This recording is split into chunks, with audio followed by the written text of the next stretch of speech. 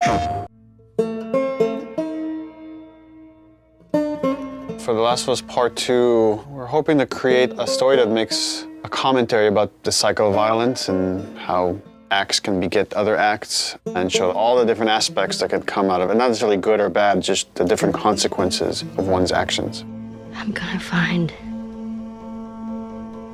and I'm gonna kill every last one of them.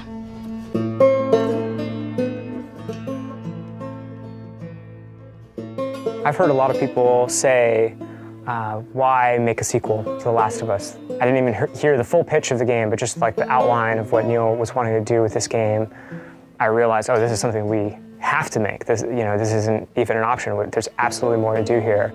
There's always the fear that, when you made something great and you're gonna go back to it, you're gonna mess it up. You're gonna mess what made it so special. The test for us was like, can we come up with a story that could, one, stand on its own and be meaningful and have weight?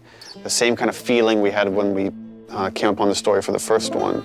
But also now, because it's part 2, it has to be additive. It has to take the first one into consideration, that if you played both, then you get like a bigger narrative. The thing that Neil really cared about, that the studio really cared about, is honoring Ellie and Joel specifically, and their journey as characters. What is the honest next steps that they would take? What are the truest moves that we could see them do? The Last of Us 2 expands on the first game, both in the relationship between Ellie and Joel, the relationships that we see Ellie having, and just the greater world that we're in, and we see more of it.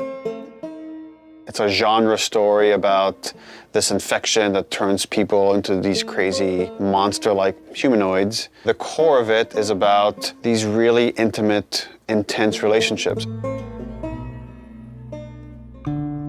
At the start of the game, Ellie is 19. She is living in a safe, secure community. We're coming in, 25 years after the outbreak. And you, as Ellie, live in Jackson, which is this kind of somewhat tranquil town in this really messed up reality. She has real community now. She has people who love and care for her, willing to sacrifice for her. Joel is also very settled down. He's now part of a town. He's no longer a smuggler. Actually, the town relies on this guy that is a very capable killer, and that's something these towns in this world need.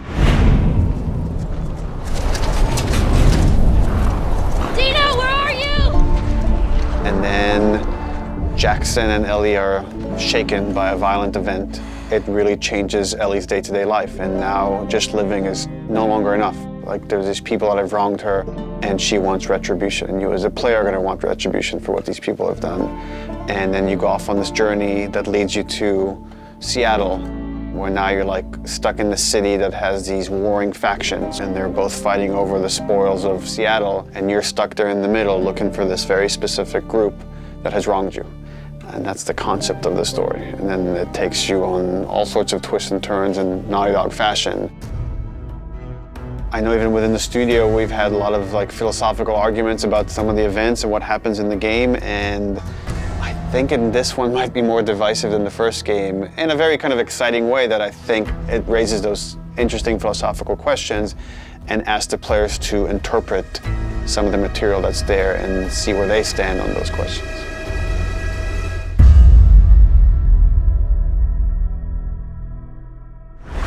PlayStation